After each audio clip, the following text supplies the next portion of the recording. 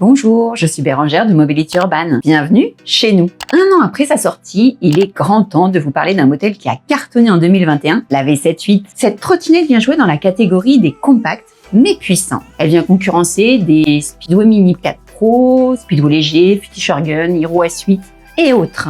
On voit comment celle-ci fait la différence.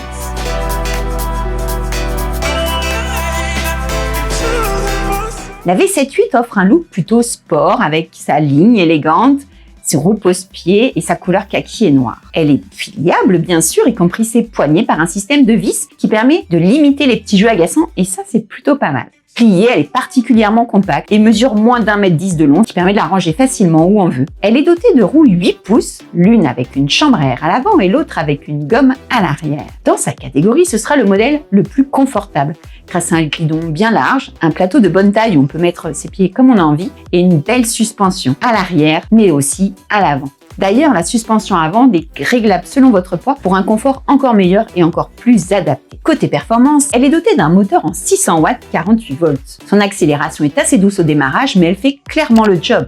Elle permet de grimper pratiquement toutes les côtes et de se faire plaisir.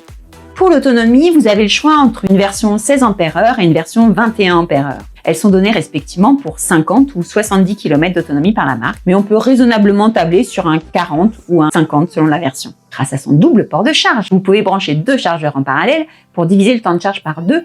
Côté équipement, elle possède un système anti-démarrage par carte NFC. Même si ça reste un gadget, on notera aussi la présence de clignotants intégrés de série. Ils s'activent directement depuis chacune des poignées et se désactivent automatiquement au bout de quelques secondes. L'accélération se fait à l'index via une gâchette qui fait aussi office d'afficheur, assez classique. Pour le freinage, il se fait via 2 poignées de frein, bien sûr, qui actionnent des freins tambours, aussi bien à l'avant qu'à l'arrière. On rappelle que même si les tambours ont souvent moins bonne presse que les disques, sur cette taille de roue, ils sont pourtant idéales. En effet, ils nécessitent très peu d'entretien et n'ont pratiquement aucune chance d'être voilés, contrairement à un disque. Côté petit défaut, on regrette son poids de 20 kg tout de même, qui le rendra assez difficile à prendre dans les transports en commun.